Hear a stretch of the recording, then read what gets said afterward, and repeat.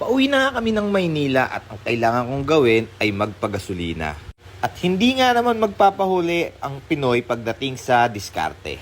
Pangkaraniwan makakita ka sa arcade nito, Pisonet, Laundry at marami pang iba.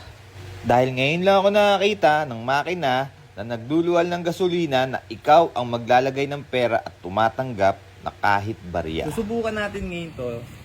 Meron tayong 250 rito dahil empty tank na nga tayo at hindi na tayo aabot pababa ng Manila. Kaya kailangan natin magpagas.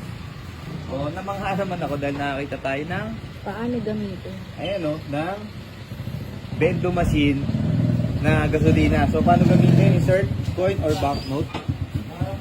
Put fuel into oil tank. So, yun muna yung gawin natin yung first two instruction. So, insert natin to. Ano ba to? Unleaded to. Ano po? Ito, premium. So, dito tayo sa premium. Muna natin to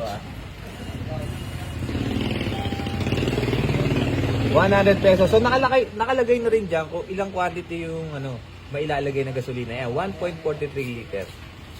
So add natin yung 50 pesos.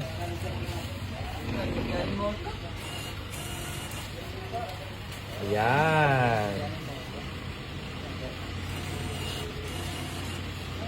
So magkakaroon tayo ng 3.57 sa halagang 250 at sabi yung second instruction.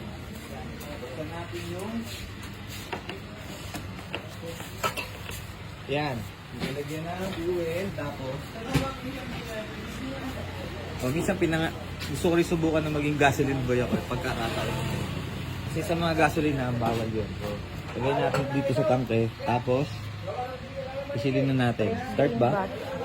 O ayaw. Ayaw ba? Ayaw ba? O, start mo. Start.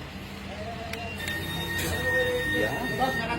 Agad yung batalyaw na Ganon.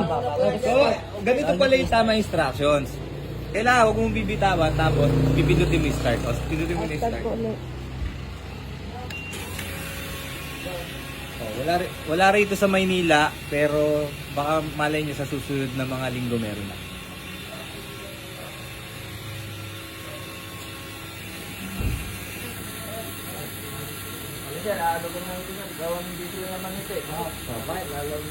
Pakiramdam ko ang dami nung naisasalim.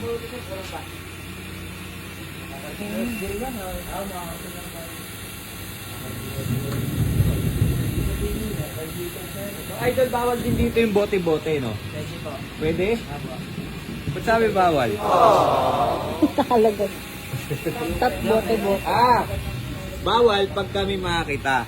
Pagka wala naman, pwede.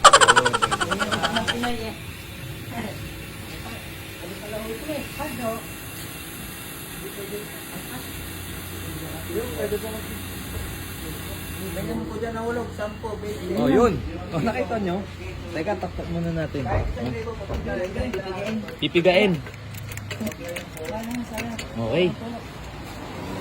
Galing, ha? Ang naganda ang advantage lang ito ng machine na to. Hindi na sila magbabayad na tao. So, nakatipid ka rin.